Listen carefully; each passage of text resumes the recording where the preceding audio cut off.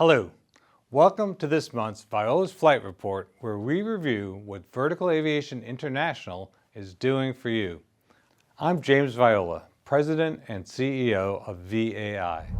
Our vertical aviation industry is a global one, which makes it essential that we communicate and collaborate across our borders.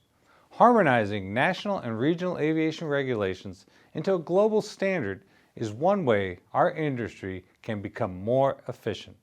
For example, many countries or regions have a civil aviation authority that develops and oversees the rules for its airspace. For the U.S., that is the FAA. In the European Union, that work is done by the European Union Aviation Safety Agency, or EASA. Because the FAA and EASA have mature regulatory frameworks that oversee busy and complex airspaces, some countries use those standards as the basis for their regulations. A third option for some regulators is to develop policies that align with the guidance of the International Civil Aviation Organization, or ICAO. This United Nations agency develops and promotes international aviation standards and practices. In September, ICAO conducted its first major event focusing on advanced air mobility, or AAM. Along with representatives from industry, education, and government, VAI attended to discuss the regulatory framework needed for AAM flight operations. With so many companies from around the world working on AAM projects, developing a common set of international regulations from the start will be the most efficient way to launch this new aviation sector. Over the 3 days of this symposium, we discussed best practices, lessons learned, potential challenges, and opportunities for collaboration. These conversations will create the foundation for an AAM regulatory system that could be embraced by civil aviation authorities around the globe. A highlight during the sessions were the many examples of AAM and UAS operations already underway, including support for the agriculture and delivery of medical supplies and food. The symposium was also a huge networking event for the global AAM community, and several members of the VAI International Partnership Program also attended. The VAI International Partnership Program, or IPP, brings together leaders from 16 national and regional aviation associations for regular dialogue and information sharing. VAI recently was able to help one of our international partners as they dealt with a common issue for vertical aviation: overregulation. Many of you know of VAI's efforts to set aside regulations restricting air tour flights over U.S. national parks. Our advocacy staff has worked to help VAI tour operator members fight this unfair exclusion from the airspace. A similar problem recently occurred in Chile, and Loreto Morega, president of the Chilean Helicopter Association, reached out to VAI to learn more about our efforts.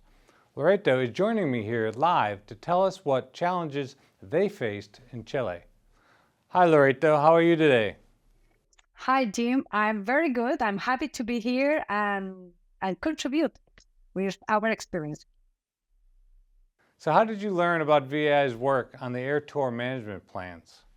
Well, basically by two sources. First, with your monthly report, and also with the monthly meetings that we have with the team of the governmental affairs, with Katia, Kate, and Diego from Brazil. Yes, very good. I'm glad that our outreach is working. So what exactly is happening with the air tours in Chile? Well, basically what happened is that the Chilean National Forestry Service, they released the draft of a plan to manage the protected areas that will apply in 3 very large extensions in the Chilean Patagonia. This plan preview provision stating that the use of helicopters and any other aircraft, including drones, will not be allowed unless the operation was of the interest of the National Forestry Services. Then, that the same provision expressly prohibit the transport activity for air tour purposes. And all of that include the landing on water.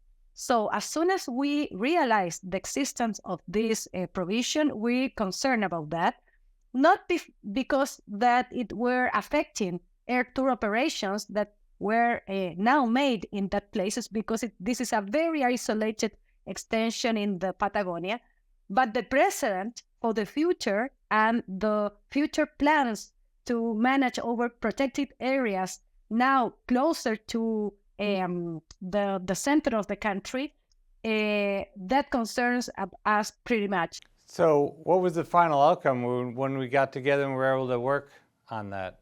As soon as we realized the kind of decision that was drafted in this provision, we decided to have two courses of action. The first was to have a hearing with authority in order to understand why they were prohibiting operations, and then to prepare a minute with a protocol to contribute and try to help the authority, not go against and fight the authority, but to help them.